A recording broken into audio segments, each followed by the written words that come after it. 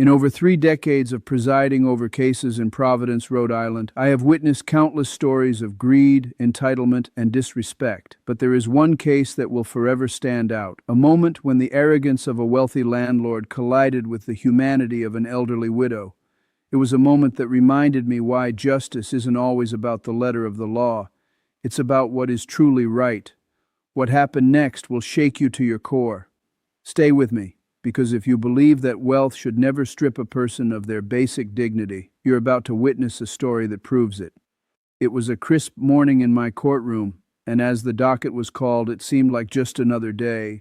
Traffic tickets, minor misdemeanors, petty complaints, the usual humdrum of the courthouse.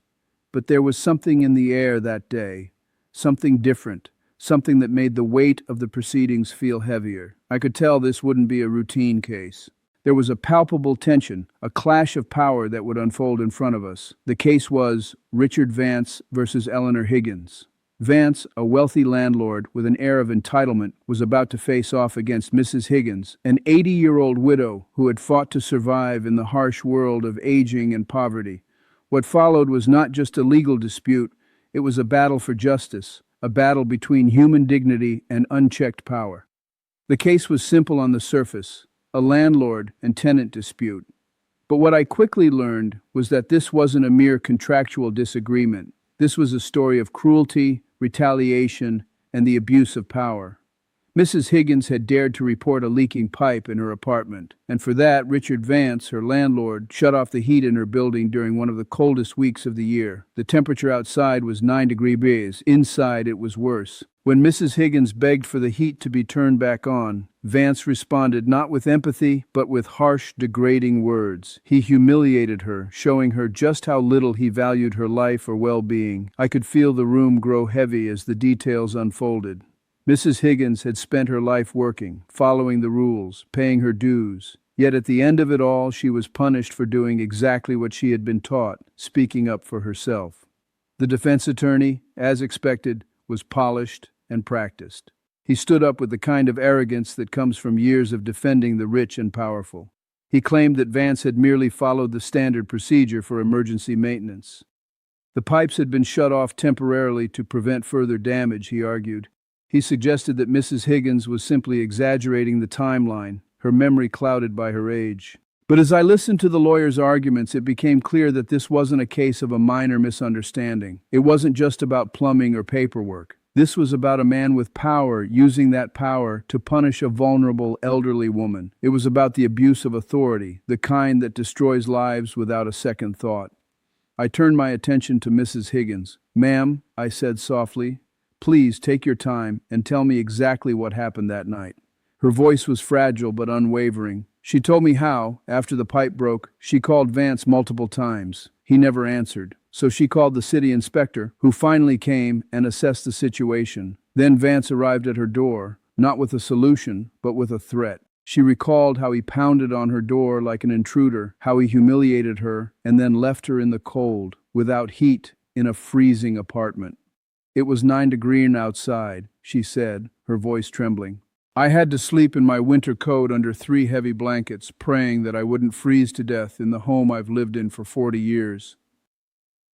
The courtroom was silent, the kind of silence that only comes when truth cuts through all the noise. I could feel the injustice of it all hanging in the air. And then I looked at Vance, his face, cold and indifferent, as if he had never heard a word she said. I turned to Richard Vance, my voice steady, but filled with the weight of the situation. "Mr. Vance," I asked, my gaze unwavering, "did you hear what this woman just said? Did you intentionally leave an 80-year-old widow in a freezing apartment?" For the first time, he seemed to register the severity of the question. But he still refused to show any real remorse. He claimed it was a business decision, that it was just part of managing a property.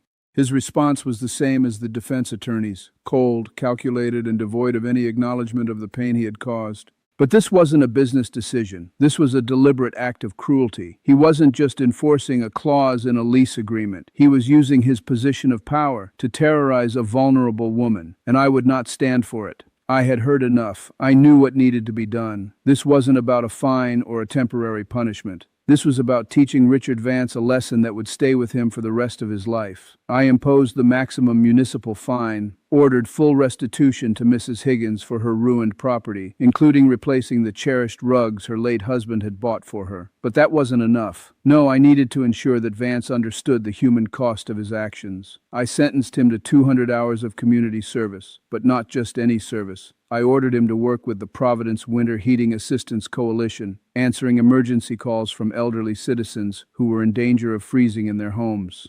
Months passed, and as expected, I thought Vance would try to find a way out of his sentence, but he didn't.